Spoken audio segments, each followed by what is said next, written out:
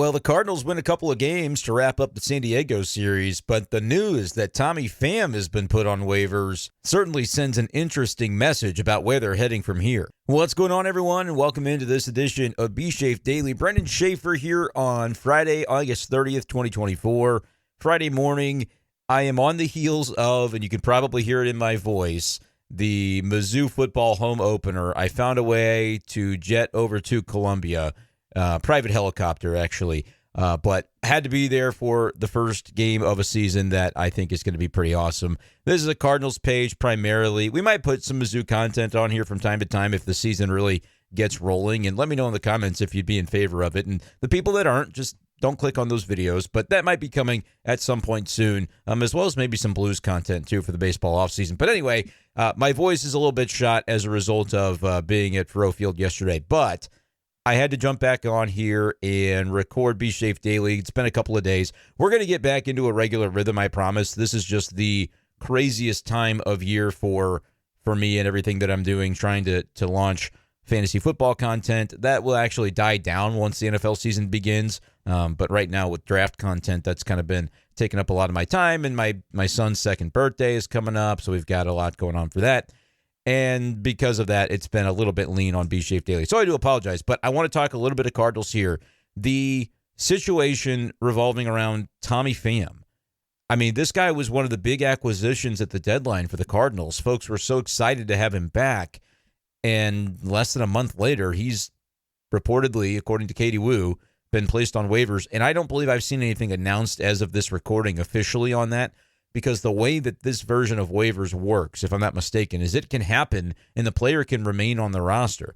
I believe it happened this way with Brandon Crawford, and we just really didn't know it, and then they released him. I think that's what went down. I could be wrong on that, and people who know better could correct me. I'm totally open to that. But in this case with Tommy, he will go through that waivers process, but can still be on the active roster. And if he gets claimed, then obviously he would be gone, and the team that claims him would pick him up. They would pay the rest of his salary on his contract, which just happens to be the rest of this year. It's a one-year contract, so that's not anything too major, but then he would be on that new team. There's no trade. There's no nothing. It's just you're claimed and you're gone. If a team wants Tommy Pham, they can have Tommy Pham. And the reason it happens now is because at the end of the month, you get to September 1st, you've already got to be on that new team's 40-man roster to be eligible for their postseason roster. And we saw it with Shawn Armstrong a couple days ago.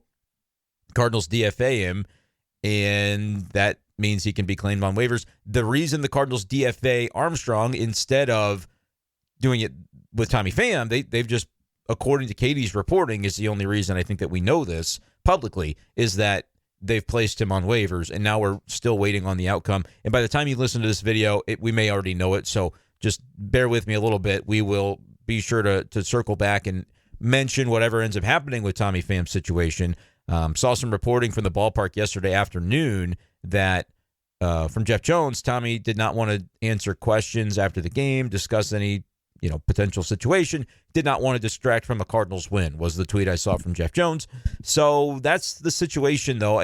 You're going to trust Katie's reporting. Like, this is something that's happening, and we'll see if Tommy Pham is claimed. I saw Jeff also tweet regarding Vinny Pasquantino, the first baseman for the Royals, having an injury that's going to keep him out for a while. The Royals are right in the thick of a playoff race, and there's some familiarity with the Royals manager and Tommy Pham from their time that overlapped in Tampa. So maybe the Royals could be a team that would claim Pham. I thought the Royals, and I talk a decent amount of Royals on the Big Show because our radio show in Columbia is, you've got Cardinals fans and Royals fans there congregating in the middle of the state. I thought for the first few months of the season, I'm like, the Royals need Tommy Pham, because I knew what Tommy Pham was about when he was with the Cardinals, and thought that, leadoff hitter, tone setter could be a guy that could fit right in for Kansas City when they were just getting no production.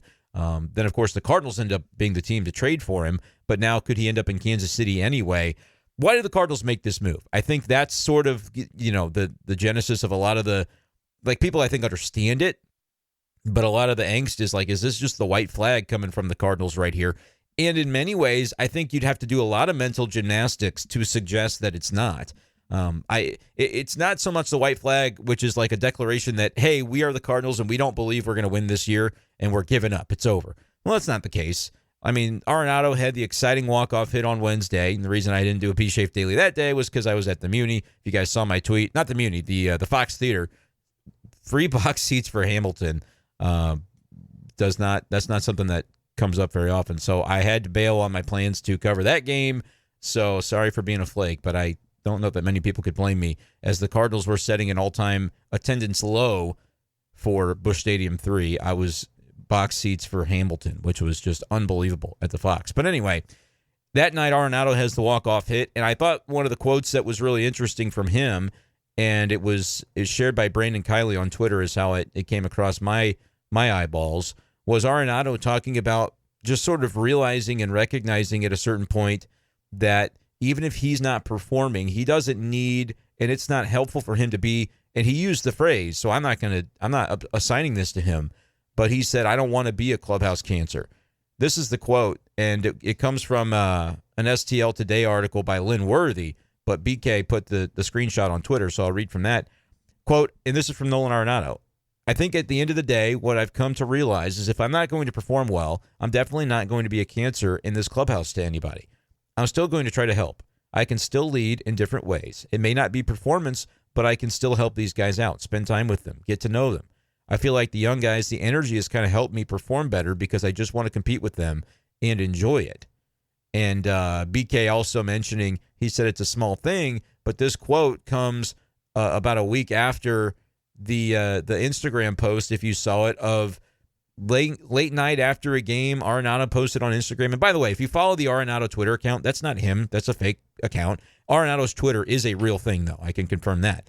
I mean, it's not me confirming it. You guys can see plainly that it's actually posted by him rather than, the Twitter account, which just posts publicly available photos that you could copy and paste from Google. Anyway, Arenado on this Instagram post from the 22nd of August said, long night, but the Young Bucks still here eating dinner, talking ball. Love it.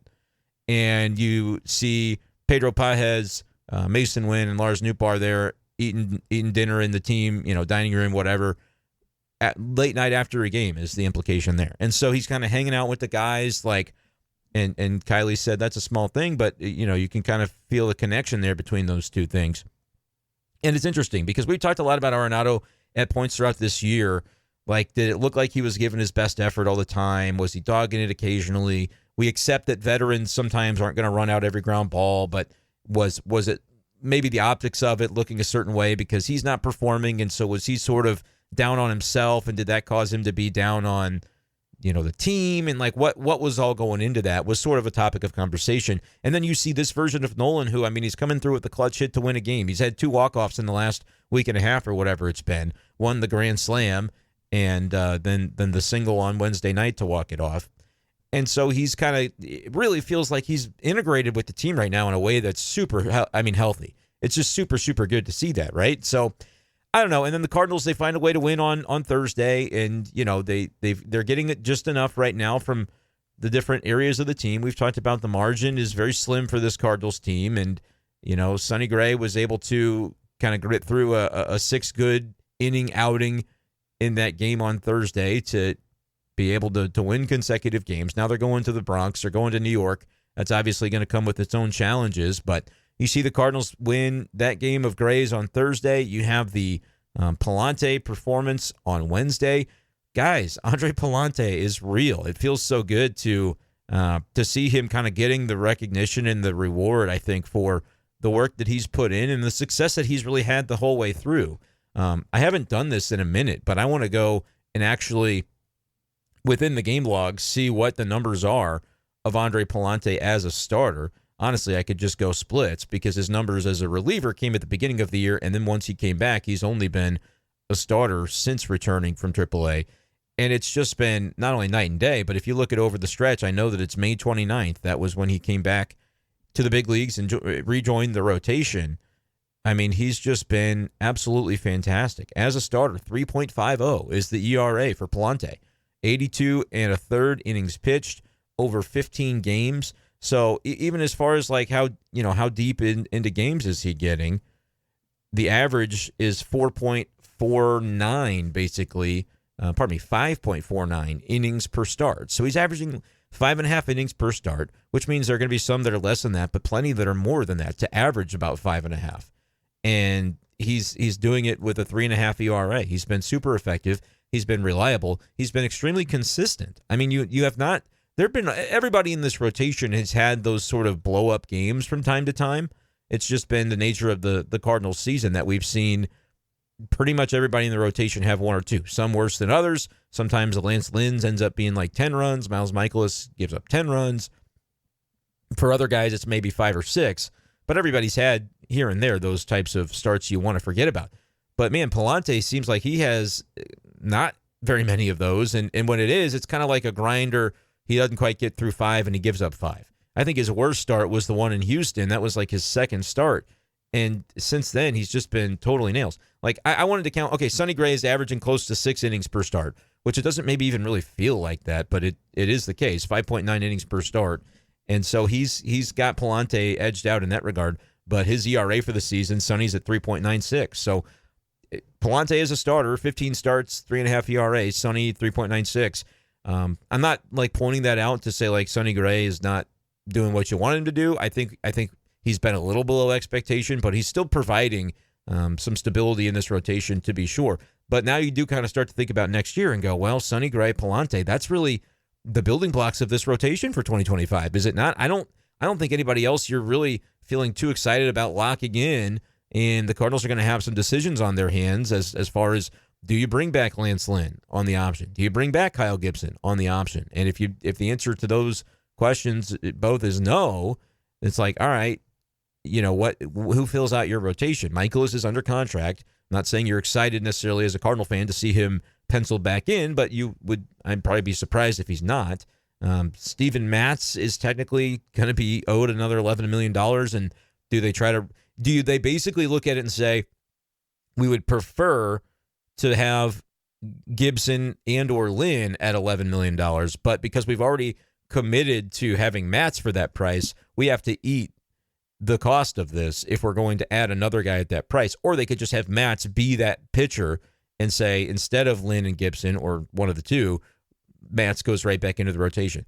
Now, the only way that works, and I'm not even saying that's an attractive option, but the only way that works is if you, in 2025, feel a lot better than you did in 2023 or even in coming into 2024 when they didn't know Pallante was going to be this. He was not being penciled in and being considered as a starter when they were plotting it all out in spring training. So that's kind of a bonus, like a gift that has fallen into their laps that it's gone this way.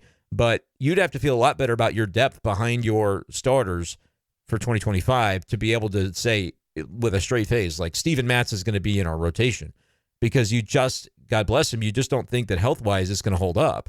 We have seen a sample size of 3 years now where it just has not. And, you know, his performance at times when he's sharp looks great, but it doesn't last.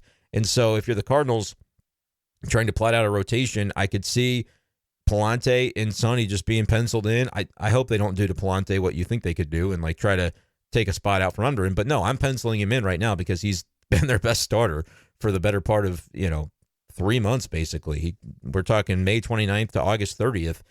That's 15 starts. It's half a season. He's got a 3.5 ERA. I'm going to count that. I'm going to say that's tangible. That's real. And that's something that you can build upon. So let's add Michaelis into that because he's getting paid.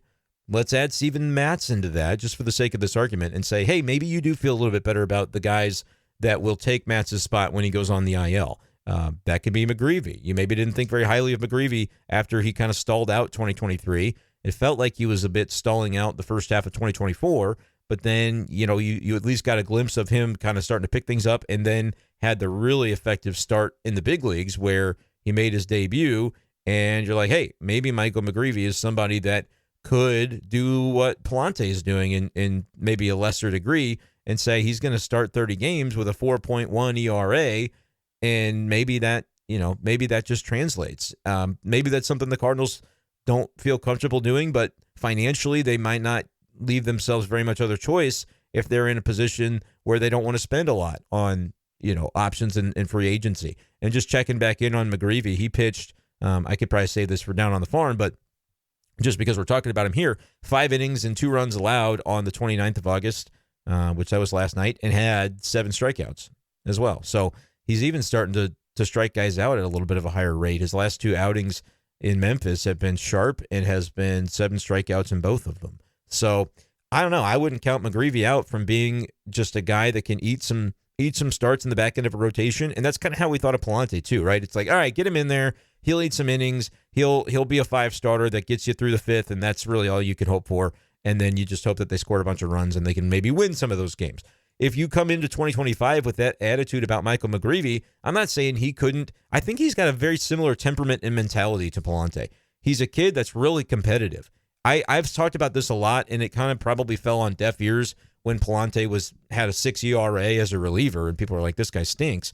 But I've always thought that just being around the clubhouse, Pallante has like an edge to him where you can he's got a chip on his shoulder, man. He has got that competitive edge that you want from a starting pitcher, that I'm going to blow you away, even if my stuff doesn't indicate that I'm going to. I am going to. I'll show you.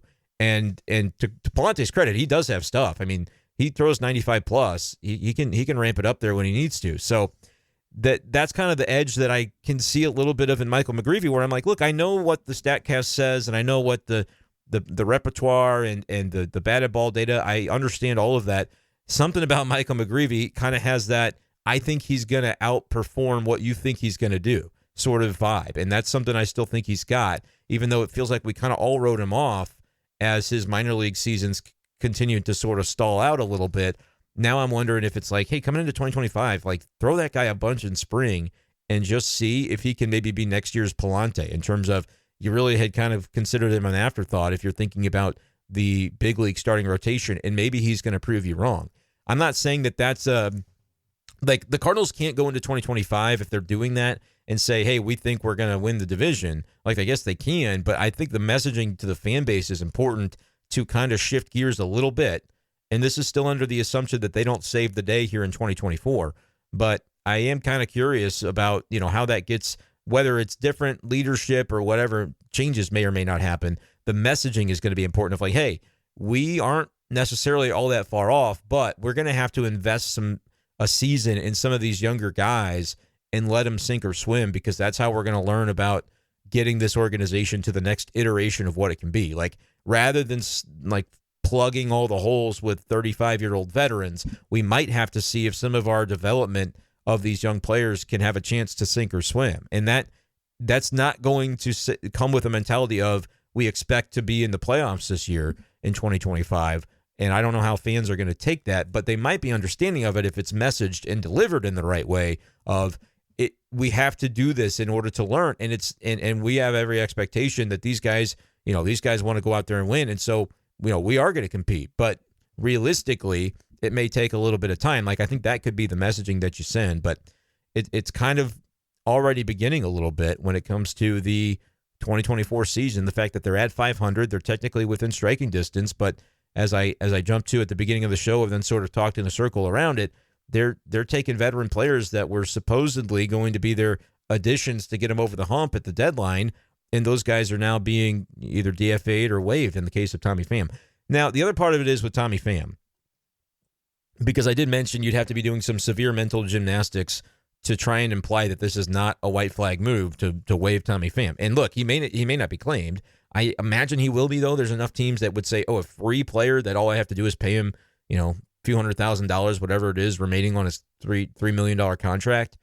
And that's all I have to do to make sure that we get a guy for free. We don't have to give up anything. Like, Tommy Pham's going to be claimed by a contender. You would think that it would be a contender. A non-contender wasting their time claiming him would just piss him off, because I think part of this is Tommy Pham wants to be on a contender. So if the Cardinals if he's like, all right, you're DFAing Sean Armstrong. I thought that was somebody you brought in. I'm a platoon guy right now anyway, so I'm not playing every day. I'm trying to play for a contract. I won't even say it's like a selfish thing, but I think Tommy Pham, with where he's at in his career, kind of thought, hey, I'm going to be the piece to get us over the hump with St. Louis. August went the way that it went, and now I think he might even be kind of driving the boat a little bit, like, hey, Cardinals, S or get off the pod, as they say, because I want to be a part of something here. I'm not getting any younger, right? So I don't know if Tommy Pham was at all a driving force behind the move to get him waived, because I think he would like to end up he wants to win a World Series. I mean, he got a taste of it last year, got to play in one. as a member of the Arizona Diamondbacks, and then obviously that comes in a losing effort. And when the Cardinals traded for him, there was that exuberance, there was that burst of energy right off the top, but then, that didn't last for really him or the team in terms of the performance. And now the Cardinals are where they are. But it's tough because there are these dueling viewpoints, these conflicting pieces of where the team is because, all right, you've won a couple games in a row. You haven't lost a series since that Dodgers series, if I'm not mistaken, right? They won did they not win? They won the Twins series. They won the Brewers series. So, and you felt like you were certainly going to lose the Padres series, but you end up battling back to win the last two, and you split it. So, there's still, you can basically say this stretch of season that started with that Friday night against the Dodgers on the 16th of August, it's about 2 weeks it's been. They lost that series against LA, but since then they haven't lost a series. They won 2 series, barely, right? They didn't get any sweeps, but they won a couple series, and then they split a 4-gamer, which technically still keeps you right about where you were. Now it's a matter of, I think they have to almost do something emphatic in New York for people to go, all right, wait a second, maybe. And part of it could be, too, when I say white flag, I think it's always better to have context to that of, okay, maybe Tommy Pham wants to go somewhere where it seems like there's a better chance for him to win. And you can make your decision on what you want with that. He's always been known as a player that is looking out for Tommy Pham, of course, but I also don't necessarily think it's totally unreasonable when you've got an opportunity potentially to join something that's got a better chance of getting you a ring, and you're in your mid-30s and you're not a starter anyway. You're kind of in a platoon spot right now. So it's hard to, even if Tommy Pham had been the driving force behind this, I'm not saying I know for a fact that he is, but I'm just reading tea leaves. That's one of those things that you could kind of look and go, all right, I guess I can understand where he would be coming from on that. But that being said, the guys that are in the clubhouse, you're getting a resurgence from Nolan Arenado in terms of, I think his personality is really coming around and he is feeding into his teammates rather than, and look, I didn't say he was being a cancer before. It was his words where he said, I don't want to be a cancer. All right. To even bring that up almost implies maybe a little bit of self-reflection that at times maybe he wasn't carrying his weight as a teammate. I think that's what that statement says to me. If you're going to be the one to bring that up, it tells me you've kind of been thinking about that. And to his credit, making changes to say, I don't want to be a guy detracting from my teammates. I want to be a guy pouring into guys and building guys up and not kind of just being over by myself when things aren't going well to where nobody really wants to interact with me because they know that I take losses hard, I take failure hard. And so I don't know, that could be huge. I mean, that could be tenure changing for Arenado as a Cardinal to have that realization and stick with it. Now, granted, I don't know what the offseason is going to bring. Nolan Arenado could be in a spot where he goes, I want to win. And if they're telling me they're slashing payroll, well, I could be an easy way to do that, right? And so he may be gone. We don't really know. It's going to depend on it's going to be very interesting off season. You could make drastic changes where the veterans look around and go, wait a minute, what is this going to be? Why am I spending my 30s on this roster if it's not going to be a winning roster? Or you have veterans that come together. I'm talking about Sonny, Wilson, Arenado. Those guys can come together and go, look, man, we can be the change we want to see in the world. We can be the leaders of this thing to guide young guys. And it's not, there's no 2-3 year rebuild. This is a turnaround that happens today. And that can be real. That can be something that starts this month, even if they don't make the playoffs. But if it's something where there's buy-in and largely the same team coming back next year, those sorts of things can happen. Paul Goldschmidt's role and all that's going to be very interesting. He's got RBIs in 4 straight games. He's coming around. He's got a hitting streak. I don't know if it's longer than the 5 games. I'll have to pull up the game log to exactly see. But he's pushing 700 OPS. If he has a great game or a great weekend, at least in the Bronx, 5-game hitting streak, hits in 7 of his last 9. Goldie's been putting it together a little bit, and maybe too little too late. But if he goes on a tear for the rest of the season like he's been the last week, he'll get the OPS to 730, 740, and suddenly you're like, all right, maybe this guy would be worth bringing back, keeping around. I don't know. I don't know what the cost would be. I don't know what he wants. I don't know if he'd be open to platooning, if the Cardinals would ask him to platoon. I like having Goldschmidt around, but it's they have to kind of figure out whether the role's going to be. His defense would be valuable. He would almost be like a very interesting start him every game against lefties, start him maybe 25% of the time against righties. And when you do, you can DH a Burleson or somebody else because his defense is still very good. I think Goldie still plays first base at a very high level and saves a lot of errant throws that the left side of the infield is able to be very aggressive because they know that Goldie's going to be over there and scoop it. For both Nolan Arenado and Mason Wynn, those guys can try stuff. And I don't think it'll be the same if it's Alec Burleson or Luken Baker or somebody, Wilson Contreras or Herrera. Like, I don't think it'll be the same as far as the defensive aspect of it. So I don't know. Maybe I'm talking about a ship that's already sailed on Goldschmidt, but it would be nice to see him be able to bring it back and turn himself into somebody that can finish as a Cardinal in his career. I don't really know what that would have to look like. And like I said, it may just be that that's not even on the table, but he's hitting lefties. I mean, the numbers against lefties all season have been fine for Paul Goldschmidt. I'll pull up the splits, but if he's starting to come around and he's got 20 home runs, you could squint and see that he finishes this season with a decent numbers. His lefty numbers have actually gone down over the past week, despite overall numbers coming up. So he's been hitting righties a little better. 802 OPS against lefties. Still not a ton of power against lefties, though. But he's hitting 286 against them all season. But just 4 home runs and 142 plate appearances. So that's really like a 16, 18 home run pace. He's actually got a better home run pace by far against righties, interestingly enough. But anyway, I don't know. Whatever anybody's thoughts on that might be, let me know. But he's got 800 OPS against lefties. I don't know. As far as Goldie's concerned, it's just kind of like very interesting to think about long-range thinking on the roster. And by the way, earlier when I've done this twice now, talking, and I think I did it on the big show last week when we were talking about the rotation for next year. And I'm going, Sonny Gray and Pallante, and you got Michaelis and maybe Matz and maybe McGreevy. I keep not saying Eric Fedde. He's the one guy that the Cardinals are not going to waive or DFA from the trade deadline because he's got a contract that's very affordable for next year. So my apologies to Eric Fedde. I think Eric Fedde's honestly going to fit really nicely into what they're looking to have him do next year. So if you can go, I do think they need a number 2 or a number 1, but I don't know where that comes from. It could be Quinn Mathews, though. Let's play this out. Let's just say he's so dominant in spring that they have to bring him up. And I don't want to put that out there as something that has to happen or it's a failure because the kid has risen 4 levels so far this season. He's in AAA now.